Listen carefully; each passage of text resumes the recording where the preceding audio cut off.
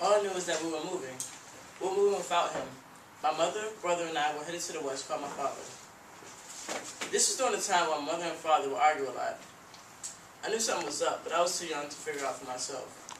I asked my brother, but he said I was too young to understand. So, we moved to California. Me and my brother took most of our possessions. It took about a week's drive down there. Life there was fun and easy. Better than life I had in D.C. Everyone on my mother's side of the family is so much better than my father's side of the family. Everyone on my father's side of the family is more stuck up. Since we lived on the east side of the country and they lived on the west, I was only accustomed to my dad's side of the family. His family acted like they were split into different parts of the family.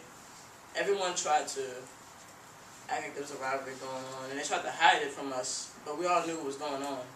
And it was as if smoke mirrors were covering us from ever being a real family. School life was great. For the first time, I actually made friends. Back before we moved, I actually felt like I wasn't all too liked, and it haunts me and made me turn quiet and shy. Everything was all good until one day, me and my brother were walking home from school, and we went to our apartment, and my mom was there. So, shortly after, our neighbor came down and said that our mom had fell off the fire escape and landed onto a metal pole. Luckily, she didn't die. She spent a lot of time in the hospital. And it was 15 years later that I actually figured out what had happened to her. My father figured out what happened and immediately picked up for us to go back to D.C.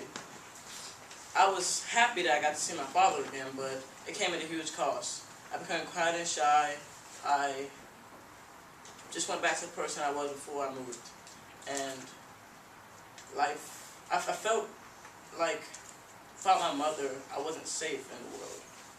So life just began to get worse, and I don't think it ever got to be back to what I wanted to be and turn into the life that I wanted to live.